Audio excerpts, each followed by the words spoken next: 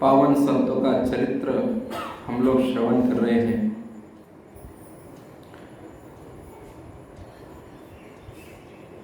सत्संग के माध्यम से सुख दुख क्या होता है यह पता चलता है। वास्तविक सुख दुख परिस्थिति से कारण नहीं होता है। सांसारिक वस्तुओं के कारण सुख दुख नहीं होता है। सुख दुख हमारी मान्यता है। हमारी मान्यता के कारण हम सुखी दुखी होते हैं। यदि संसार की परिस्थिति या संसार की वस्तु सामग्री यदि सुख देती तो वही वस्तु किसी को सुख देती, किसी को दुख देती है। एक ही वस्तु है परंतु किसी को सुख होता है, किसी को दुख होता है। तो संसार में किसी को सुख देने की या किसी को दुख देने की ताकत नहीं है। परिस्थिति में भी यह ताकत नहीं, क्योंकि परिस्थिति जा रही है। आपको दुख देने के लिए, सुख देने के लिए उसके पास समय नहीं है। वो तो प्रतिपल प्रतिक्षण जा रही है। कभी अब हम सोचते हैं कि अब सुख की परिस्थिति आई है, कोई बीमार हो जाए, बुखार आ जाए तो अब दुख की परिस्थिति आती है। यह सुख और दुख हमने मान रखा है। वास्तव में परिस्थिति ना तो सुख देती है ना दुख देती है। वो तो अपना कर्म है, वो कर्म के अनुसार चलती रहती है। कोई एखादा व्यक्ति कहे कि महाराज जी देखो हमारा पड़ोसी हमको कितना दुख देता है। वास्तविकता से देखा जाए, आध्यात्मिक दृष्टि से देखा जाए, विवेक के दृष्टि से देखा जाए तो वो दुख नहीं देता है, वो हमारे पाप कर्मों को चाट रहा है, काट रहा है। हम किसी की निंदा करते हैं या किसी को दुख देने की भावना या प्रयास करते हैं तो समझ लेना हम उसके दुख को, उसके जो कर्म है वो कर्म हम उसके कट कर रहे हैं, उसके पाप को हम चाट रहे हैं। निंदक नेरे बसिए, मारे निंदक नेरे बसिए। तुलसीदास जी महाराज जी कहते हैं कि निंदक हमेशा हमारे पास में रहने चाहिए, निंदक होने चाहिए। क्योंकि माँ होती है, बच्चा यदि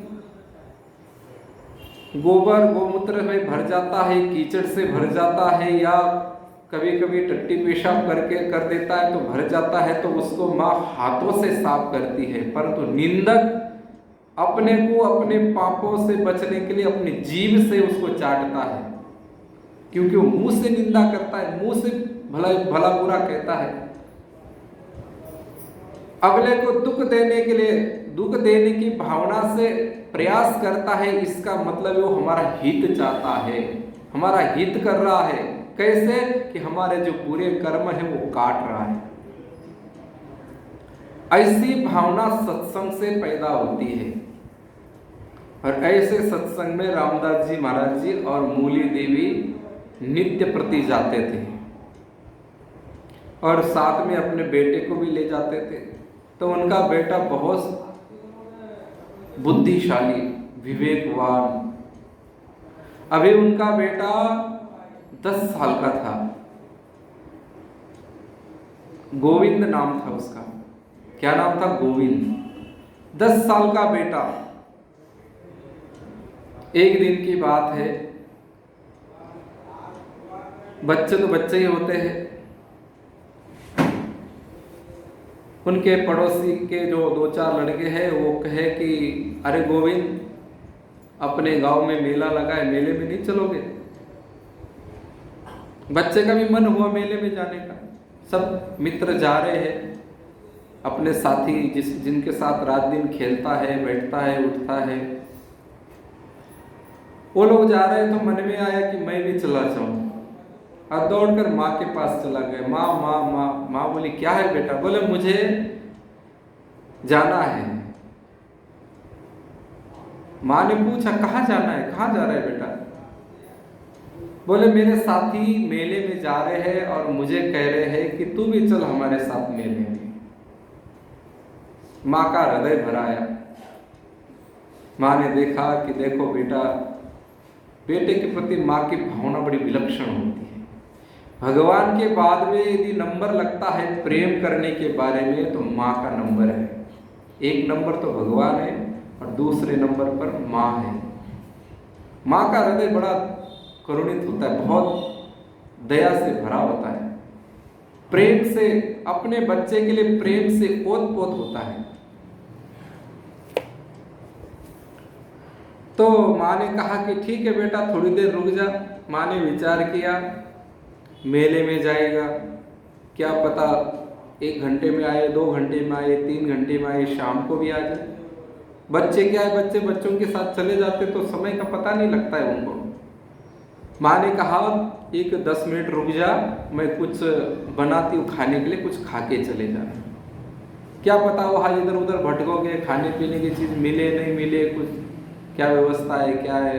मेले में तो सबको पता है, सब खरीद के खाना पड़ता है, फ्री में तो कुछ पड़ता नहीं मेले में। आप लोगों के आप चित्तौड़ में मेला लगता होगा ना, लगता है कि नहीं? तो मेले में गए कि नहीं आप लोग कभी? तो मेले में जाते हैं तो वहाँ क्या फ्री में बांटते हैं खाने की चीज़ें? पैसा लगता है। तो माँ ने यही विचार किया कि मेरा छोटा सा नन्हा सा जो बालक है वो जाएगा तो भूख लगेगी, किसको मांगेगा, कहाँ के क्या करेगा। माँ ने कहा 10 मिनट रुक जा, अभी मैं रोटी बनाती हूँ और दूध में चूर कर देती हूँ। और माँ गई चूल्हे के पास में। आप लोगों को पता है पुराने ज़माने में कोई उज्ज्वला नहीं था, उज्ज्वला यानी गैस, कोई मोदी जैसा था नहीं कि जो इतनी बढ़िया स्कीम निकाल कर और इतनी सुविधा कर दे। आजकल तो मोदी जी ने बड़ी सुविधा कर दी है, घर घर गैस और चूल्हा दिया है। परंतु उस जमाने में मिट्टी के चूल्हे थे, गोबर के कंडे और लकड़ियों से काम चलाते। बरसात के दिन थे, बरसात के दिनों में ऐसे कंडे गीले रहते और ओपला जो होता है, ओपला गीले, ज़्यादा सूखे नहीं रहते। लकड़ियाँ होती उसमें भी सीलन आ जाती है। तो उसने चूल्हा जलाया, चूल्हा बढ़िया ढंग से जल नहीं रहा है, हवा को वो पहले वो लकड़ी, बांस की एक लकड़ी आती थी, उसके अंदर से हवा आर पार होती थी, उससे वो फूंकते थे। क्या बोलते उसको? हाँ, ओया, फूंकड़ी, तो फूंकली थी। तो कोई लोहे की होती है, कई जगह बांस की होती है, तो प्राय लोहे की होती होगी। बांस की भी देखी जाती कई जगह, क्योंकि तो हवा तो फूंकनी है, उसको कोई जलाना तो है नहीं। तो इस प्रकार से वो हवा फूंक रही है उसके अंदर, चूल्हे के अंदर। कभी आग जलती है, कभी बुझ जाती है, धुआं होता है। और जिन्होंने ओपले जलाए होंगे उनको पता होगा कि वो ओपले का धुआं आग में जाए तो कितनी जलन करता है, बहुत जलन करता है। तो माँ तो परेशान हो रही, इधर आग जल नहीं रही है, तवा रखा है, तवे पे बाजरे की रोटी बढ़िया बना के डाली है, पर आग जले तब तो वो जल्दी सीखे। और सेकने के लिए आग जला रही, आग जलती नहीं है, धुआं निकलता है, आंखों में पानी जा रहा है। माँ बड़ी परेशान है, परंतु बेटा भूखा न जाए, फिर भी माँ प्रयास कर रही है। बेटा अंदर से आवाज लगाता है, माँ हुआ के नहीं, जल्दी करो। माँ बोलती, देख अमुक जगह बढ़िया कपड़े रखे हैं, धोके वो कपड़े ले ले और वो कपड़े पहन, हाथ पैर अच्छी तरह से धो ले। बोले मैं सब कर लूंगा, तू जल्दी रोटी बना, नहीं तो मैं वैसा ही चला जाऊंगा। माँ ने कहा कि नहीं बेटा, खाए बिना नहीं जाना। और माँ प्रयास कर रही है, ऐसे कैसे न कैसे उस धुएं को बुझा कर, कोई कागज लगा के, कोई केरोसिन डाल के आग जलाई है और रोटी सेक रही है। बेटा सब तैयार होकर आया। बेटे ने कहा एक तरफ चूल्हा होता है, एक तरफ चूल्हा होता है और दूसरी तरफ एक दूसरा अंदर से एक चूल्हा होता है, जो आधी आंच तो इधर रहती है, आधी आंच उधर जाती, तो उधर दूध गर्म होता है। एक पतीली थी, उस पतीली में दूध गर्म हो रहा था और इधर तवा था, तवे पे रोटी सेक रही थी। तो इतने में क्या हुआ, बेटे ने कहा, बेटा दौड़ कर आया, बेटा ने कहा जल्दी करो माँ, मेरे दोस्त आवाज लगा रहे, मेरे मित्र आवाज लगा रहे, वो सब तैयार हो गए, बोले वो जा रहे, जल्दी करने, तो मैं ऐसे ही जा रहा हूँ। माँ ने कहा अरे बेटा रुक, हाथ पकड़ के बैठा है, अरे रोटी सीख गई। और वो रोटी अब वो उल्टी पुल्टी करने के लिए उसके पास कोई साधन हम लाए कहाँ से। तो इतने में उसने अपने हाथ से रोटी सेकी, उसके हाथ जल रहे थे। और इतने में क्या हुआ, वो जो क्या बोलते हैं वो रोटी को, बाजरे की रोटी को उल्टा करते, कुर्ची, खुरपी, वो खुरपी नहीं थी, वो खुरपी खराब हो गई थी। तो माँ ने अपने हाथ से ही उस रोटी को पलट दिया। और इतने में क्या हुआ, वो दूध का पतीला था, वो पतीला पकड़ने के लिए संडासी खराब हो गई थी, वो लूज हो गई थी, वो फिसल जाती थी। अब बेटा कहता है माँ जल्दी कर, मेरे को जाना है, रोटी अभी गर्म है, दूध भी गर्म है, कैसे खा पाऊंगा। माँ ने जल्दी जल्दी करने के लिए कपड़ा भी नहीं लिया, वो संडासी खराब थी, और ऐसे उस पतीले को पकड़ लिया और एकदम से माँ के आंखों से आंसू आ गए, उंगलियां जल गई, आवाज आ गई एकदम चर्र जैसी। पर फिर भी बेटे की तरफ देखती है कि बेटा भूखा ना जाए, और उस पतीले को वैसे पकड़ती है और वैसे दूध डाल के पतीले को साइड में रखती है, और बेटा देखे नहीं इसलिए अपना घूंघट ओढ़ के पल्लू से आंखें पोंछ लेती। ऐसी हमारी मूली दे। बेटे ने कहा जल्दी करो माँ, मेरे को जाना है, और माँ हवा से और पंखे से दूध ठंडा करती है। रोटी, वो गरम गरम रोटी अब चूरने जाए तो पहले उंगलियां जली हुई, और उसमें ऊपर हल्का सा भी गरम लगे तो कितनी जलन होती है। फिर भी माँ ने बेटे की तरफ देखते हुए उस उंगलियों की तरफ ना देखा, उस दर्द का विचार भी नहीं किया, और उस बाजरे की रोटी को चूर दिया है, और उस दूध को ठंडा करके, और अब अभी पूरा ठंडा भी नहीं हुआ है, फिर भी उसके अंदर हाथ डाल के उसको चूर दिया है। आंखों से आंसू आ गए, परंतु बेटे को, बेटा न देखे दुखी हो जाएगा, जाएगा नहीं बेटा, इसलिए आंसू को छिपाती है और अपने पल्लू से आंसू पोंछती है। बेटे ने कहा जल्दी करो माँ, और वो दूध ठंडा हुआ, बेटे को खिलाया, बेटे के सिर पर हाथ फेरा, बेटे के मुख पर हाथ फेरा, और बेटा दौड़ने लगा। इतने में कहा बेटा 1 मिनट रुक जा बस। अब क्या है माँ, पहले लेट कर दिया, अब मेरे पे दोस्त देखो आधे रास्ते पर चले गए, फिर मेरे को मिलेंगे नहीं, मैं अकेला कहाँ जाऊंगा। माँ बोलती बस थोड़ी सी देर, और फिर अपने वो साड़ी का पल्लू लेकर, उस पल्लू के अंदर एक गांठ थी, उस गांठ को खोलती है और धीरे से उसमें से 10 रुपया निकाल के अपने बच्चे के हाथ पर रखती, बोलती बेटा पैसे नहीं, क्योंकि मन में विचार करती इतने दोस्तों के साथ जा रहा है, मित्रों के साथ जा रहा है, तो वो लोग भी कुछ ना कुछ पैसे ले जाएंगे, कुछ ना कुछ खरीदेंगे। भले ही इसने भोजन तो कर लिया है, पर उनके सामने कैसे वो कुछ खरीदेंगे। या मेले में पता है कि वो झूले होते हैं, झूलों में बैठेंगे, कोई खिलौने होते हैं, खिलौने खरीदेंगे, कोई मिठाई के कोई खाने का मन हुआ तो वो भी खाएगा। तो माँ ने अपने आंसू पोंछते हुए 10 रुपये उसके हाथ पर रखे, और पुनः उस बेटे को हृदय से लगाया और कहा कि बेटा सावधानी से जाना, ध्यान रखना, और वापस जल्दी आना, ज़्यादा देर मत करना। और ऐसे अपने नन्हे से बेटे को हृदय से लगाकर उसके सिर पर हाथ का फेर के उसके मुख का चुम्बन करने के बाद वो उसको छोड़ती है, और बेटा तुरंत वहाँ से दौड़कर अपने मित्रों के साथ में बाजार में जाता है, मेले में जाता है। मेले में जाने के बाद में वो गोविंद अपने मित्रों के साथ हंस रहा है, खेल रहा है, अच्छे अच्छे खिलौने देख रहा है। और जैसे खिलौने के दुकानों के पास जाते हैं, सुंदर सुंदर खिलौने 1-1, 2-2 रुपये में बढ़िया बढ़िया खिलौने आते हैं।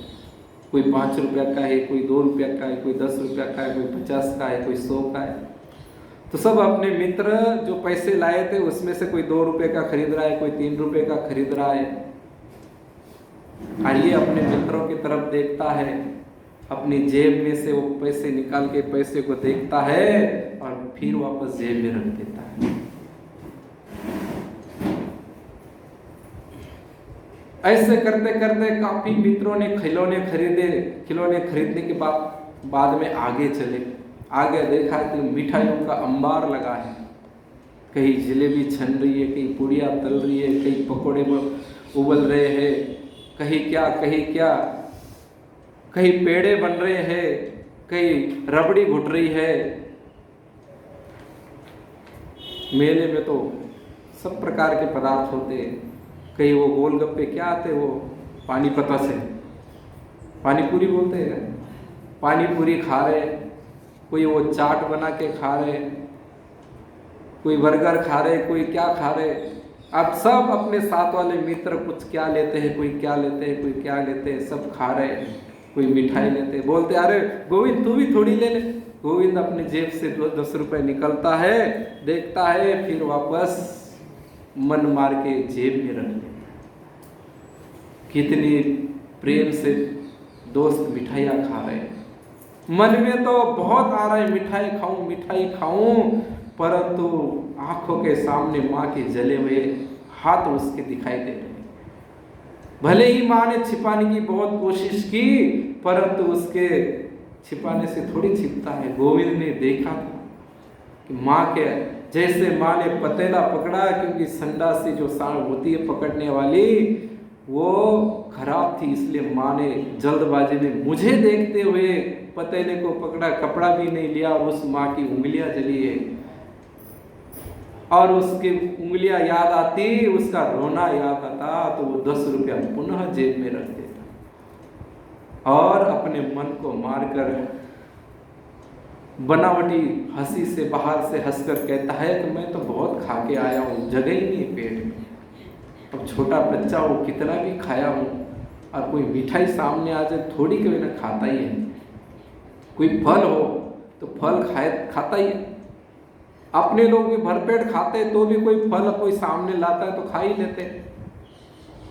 परंतु उसने सब मित्रों के साथ में घूमते हुए मिठाइयाँ देखी, नमकीन देखे, खिलौने देखे, परंतु माँ को देखकर सबको पैसा पुनः जेब में रख लिया। अब सब मित्रों ने कहा कि चलो चलो झूला खेलते हैं। 1-1 रुपए 2-2 रुपए में झूला झूलते थे। अब उसके मन में आया कि अब खाने पीने पर तो मैं कंट्रोल कर लिया, बच्चे सब खेलने कूदने में तो बहुत शौकीन होते हैं। आप गार्डन में बगीचे में बच्चों को ले जाते होंगे तो वहाँ छोटे छोटे झूले लगे रहते, कितने दौड़ते, कितने चिल्लाते, रोते, उसको झूलने के लिए बच्चे रोते। और ऐसे बच्चे जब उसके मित्र झूलने लगे तो इसके मन में बहुत आया, बहुत विचार करता है, परंतु जैसी माँ की याद आई वैसे अपने मन को मार देता है। क्या स्थिति होगी उस गोविंद की विचार पर। छोटा सा बच्चा है, 10 साल का।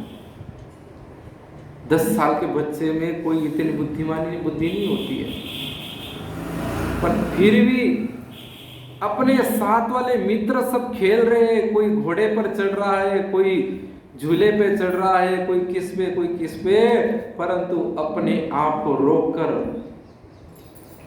अपने मन को रोककर, और उसने वो 10 रुपया खर्च नहीं किए। और फिर ऐसे पूरा दिन भर उस मेले में घूमता रहा। न जाने कितनी बार विचार आया होगा कि ये खरीदूं, ये खाऊं, ये खेलूं, ऐसा करो, वैसा करो, परंतु उसने कुछ भी नहीं किया, केवल अपनी माँ की तरफ देखा। जब भी उसके मन में ख्याल आता कि कुछ लूं, कुछ खरीदूं, कुछ खाऊं, कुछ खेलूं, वैसे ही उसके मन के पटल पर माँ का वो चित्र दृश्यमान हो जाता, और वो अपने आप जो जितने विचार है उन सबको पीछे हटा देता, और दिन भर घूमता रहा वो। और शाम हो गई, इधर माँ चिंता कर रही है, मेरा छोटा सा बाबू खेलने के लिए गया है, मेले में गया है, कब से गया पता नहीं, कि कुछ खाया कि नहीं खाया, 10 रुपए में आजकल क्या आता है। चिंता कर रही, मेरे पास यदि ज़्यादा रुपए होते तो मैं इसको ढेर सारे रुपया देती। और अपने घर में बैठकर रोती है माँ, और बच्चे को याद करती, कैसे कैसे मित्र है, कैसे कैसे मित्रों के साथ गया है, मित्र कब आएगा, सुबह से गया है, कुछ खाया पिया, पानी पिया कि नहीं पिया। माँ को बड़ी चिंता होती है, बच्चा स्कूल भी चला जाता है, उसके साथ टिफिन भी बांध के देती है, पानी की वाटर बैग देती है, तो भी माँ चिंता करती कि मेरा बेटा कब जल्दी घर से आ जाए स्कूल से। और उसका बेटा तो मेले में गया है, मेले में तो आप लोगों को पता है कैसी कैसी परिस्थितियां आती है, और वो एक एक उसका मन एक एक चिंतन करता है, कहीं मेले में कुछ हो तो नहीं गया, कहीं भीड़ भाड़ में ये तो नहीं आ गया, मेले में झगड़े होते हैं, झगड़ों में तो नहीं किसी के आ गया। और माँ चिंता करे, रोती है, उसके आंखों से आंसू बहते अपने बेटे के लिए। और इधर से गोविंद और उसके सखा जितने मित्र हैं सब निकले, मेले से थोड़े बाहर आए। गोविंद ने विचार किया, 2 मिनट रुको, बोले मैं अभी गया और अभी आया बोले। और वो पुनः दौड़कर बाजार जाता है, मेले में जाता है, और एक जगह उसने देखा कि वह वो पकड़ने वाली संडासी और वो बिक रही थी, तो उसने उस 10 रुपए की वो संडासी और एक कुर्सी ली है, और कोई देखे नहीं इसलिए यहाँ पीछे कपड़े में छिपा रखी है, और फिर दौड़कर आया है वापस, बच्चों के साथ हंसता खेलता आया है। माँ दरवाजे पर बैठी है, सुंदर भोजन बनाकर बैठी है कि मेरा लाला मेरा बाबू थक कर आएगा, निहार रही है रास्ते की तरफ, कब आए, सुबह से गया है, शाम हो गई है, अभी तक नहीं आया, इंतजार कर रही है। और इतने में दूर से आते हुए मित्र दिखाई दिए तो माँ का हृदय हर्ष के मारे कूदने लगा, फुदकने लगा। और फिर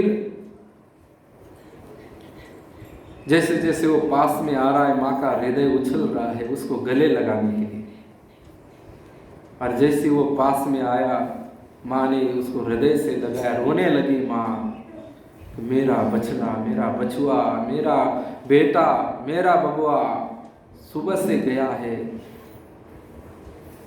और उसने माँ बड़े प्रेम से पूछती, बेटा मेले में क्या क्या देखा, क्या खाया तूने, मैंने पैसे दिए थे, क्या खाया, लड्डू खाए,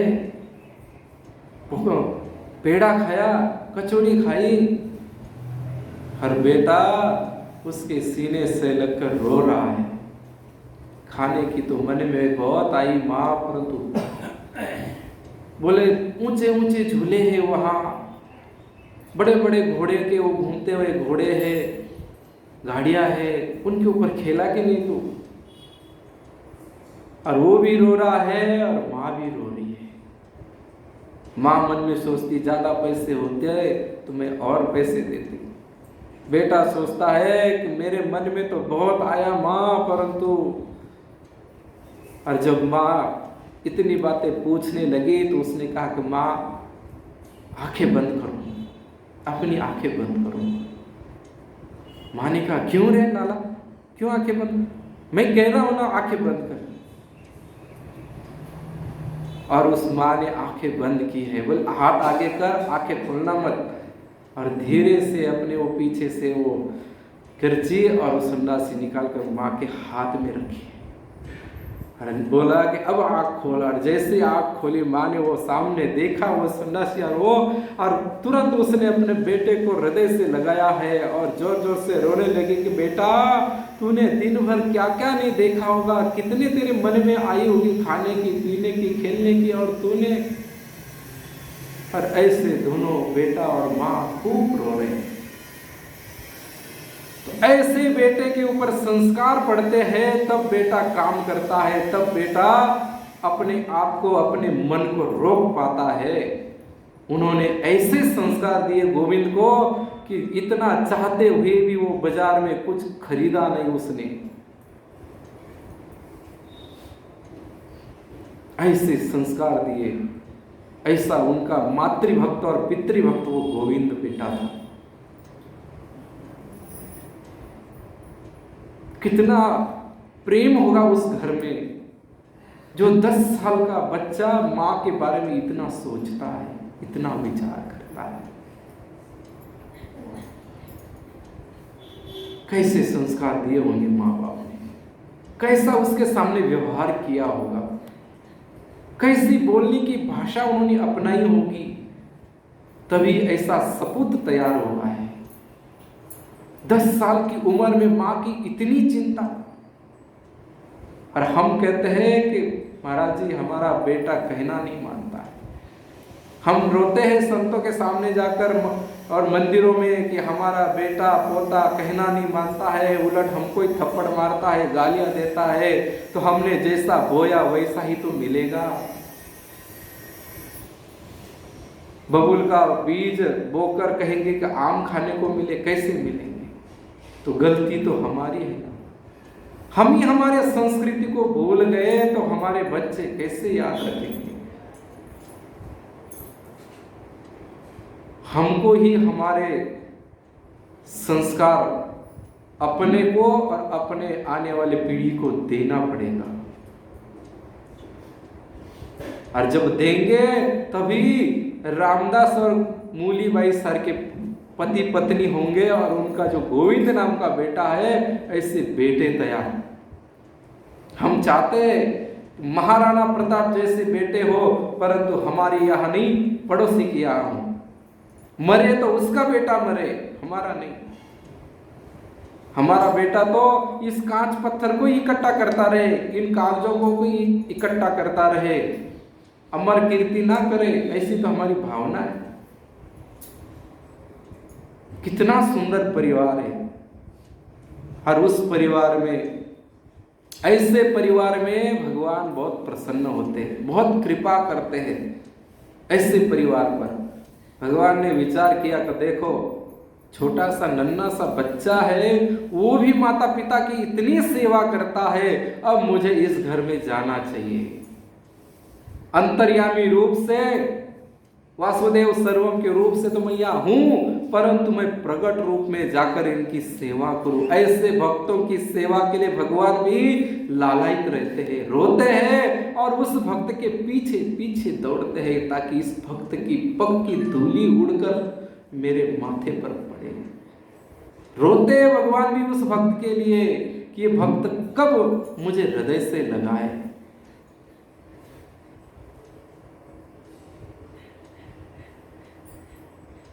विचार करो, भगवान के लिए तो सब समान है। भगवान की कृपा सबके ऊपर एक समान है, किसी पर कम नहीं, किसी पर ज्यादा नहीं है। सततम कीर्तयन्तम सततम कीर्तयन्तम माम ये जनाः।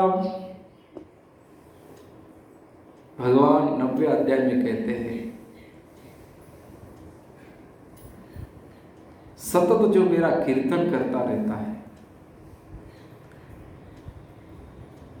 जिसने केवल मेरा ही आश्रय लिया है, ऐसे भक्त के पीछे मैं दौड़ता रहता हूं। अहम भक्त पराधीन स्वतंत्र इव द्विजः साधु भीर ग्रस्त हृदय भक्तैर्भक्त जनप्रिय।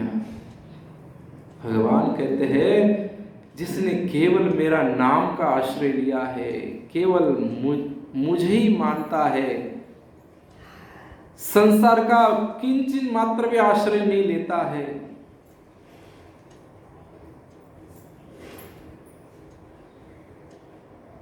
मेरे परायण हुआ है।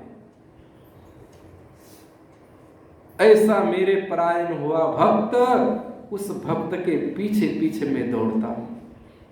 और भगवान विचार कर रहे हैं कि रामदास जी की जो भक्ति है, उस भक्ति से मैं उसके अधीन होने के लिए मजबूर हो गया। और भगवान विचार करेगा मुझे इसके पास जाना चाहिए। और भगवान एक सुंदर ऐसी शालिग्राम के रूप में उनके पास आए हैं। कैसे आए कि एक जगह चोरों ने एक मंदिर में चोरी की, वहां से एक सुंदर शालिग्राम का पत्थर उठाया, भगवान के सब आभूषण चोरी किए, और उस मंदिर के जो पास में एक शेड रहता था, उस शेड के यहाँ भी चोरी की, खूब सारा धन इकट्ठा करके निकल पड़े। और निकलने के बाद में उन्होंने देखा कि ये पत्थर तो हमारे कोई काम का ही नहीं, दिखने में तो बड़ा चिकना सा दिखता है, काला काला सा। और फिर उन्होंने सोचा कि इस पत्थर को इस भोले भक्त को दे देते, ये तो ऐसे ही भोला है, मुझे एक जूते की जोड़ी चाहिए, इसको मैं दे देता हूँ। तो भगवान ने प्रेरणा की उन चोरों के मन में कि इसको मेरे को दे दे, इस भगत के पास तो आना है भगवान को, और प्रेरणा की कि इसको दे दे। और भक्त सततम कीर्तयन्तो माम में लगा हुआ है।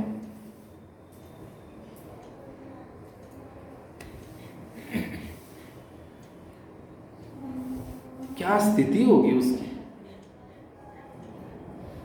जिसके पास जाने के लिए भगवान लालायित हो रहे हैं, तो उस भक्त की क्या स्थिति होगी, कितना वो मगन होता होगा।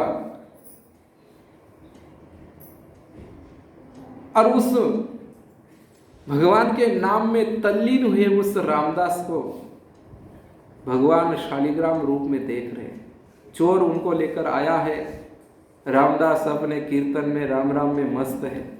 चोर ने कहा कि अरे रामदास जी, ये पत्थर तुम्हारे काम आएगा, देखो कितना बढ़िया है, जरा अपने औजार इसके ऊपर घिसा करो, घिस के तो देखो।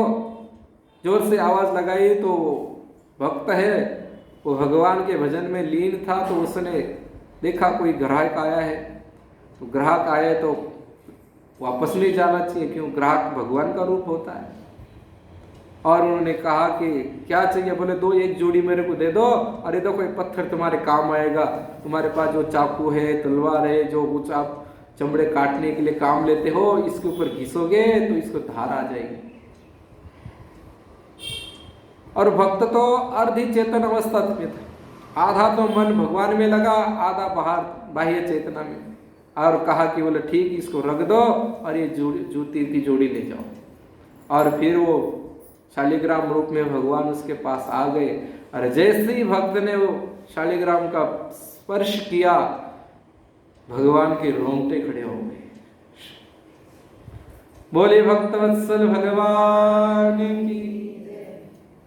भगवान वैसे ही आनंद स्वरूप है, उनकी यहाँ क्या कमी है, परंतु भक्त का स्पर्श पाते ही भगवान के भीतर भी आनंद उमड़ने लगा है।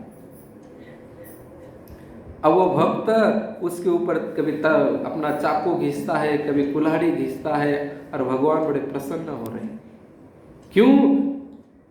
भक्त का स्पर्श मिल रहा है। भक्त के स्पर्श के लिए भगवान ठेठ वैकुंठ को छोड़कर वहां आए भक्त के घर। इसीलिए मैंने उस दिन कहा था कि अपने जिस भूमि पर बैठे हैं, जिस भूमि में सत्संग कर रहे हैं, ये वैकुंठ से भी बढ़कर है, क्योंकि वैकुंठ में भी भगवान का मन नहीं लगता है। मन कहाँ लगता है? भगवान का भक्त के पास मन लगता है। इसलिए इतने भक्त इकट्ठे होंगे तो भगवान वहां बैठे रह सकते। किसी ने प्रश्न पूछा, समय बहुत हो गया, किसी ने प्रश्न पूछा कि महाराज जी भगवान है, सत्संग में भगवान आते हैं, कथा में भगवान आते हैं, आप कहते हमको तो कहीं दिखाई नहीं देते भगवान। आप कहते कि बहुत अनंत महापुरुष आते हैं, ऋषि मुनि आते हैं, संत महात्मा आते हैं, कहाँ आते हैं? हमको तो दिखते नहीं, पता ही नहीं चलता। तब स्वामी जी महाराज जी को पूछा था ये, तो स्वामी जी महाराज जी ने कहा कि जब हम सत्संग सुनते हैं, जब कोई भक्त का चरित्र सुनते हैं, या सत्संग पंडाल में हम जाते हैं, मंदिर में जाते हैं, तो हमारे मन में एक आनंद आता है, कितनी अच्छी कथा है। संसार को हम भूल जाते हैं। वो आनंद भगवान का है कि वहां जाकर हमको आनंद आया। आज बहुत अच्छी कथा हुई, आज बहुत अच्छा लगा। क्यों? क्योंकि वहां भगवान और भगवान के भक्त दोनों विराजते हैं। उसका वो आनंद है। हमारा भजन का और तपस्या का आनंद नहीं है। कहाँ हमने भजन किया और कहाँ हमारी तपस्या है। तो ऐसे भक्त के घर भगवान रहते हैं। ऐसे रामदास जी के घर अब शालिग्राम जी आए हैं। अब शालिग्राम जी क्या क्या खेल दिखाते हैं, कैसा अपना भगवान प्रेम प्रकट कराते हैं, वो अपने कल की कथा में श्रवण करेंगे। बोलो राम जी महाराज की, भक्त और भगवान की। राम राम राम राम।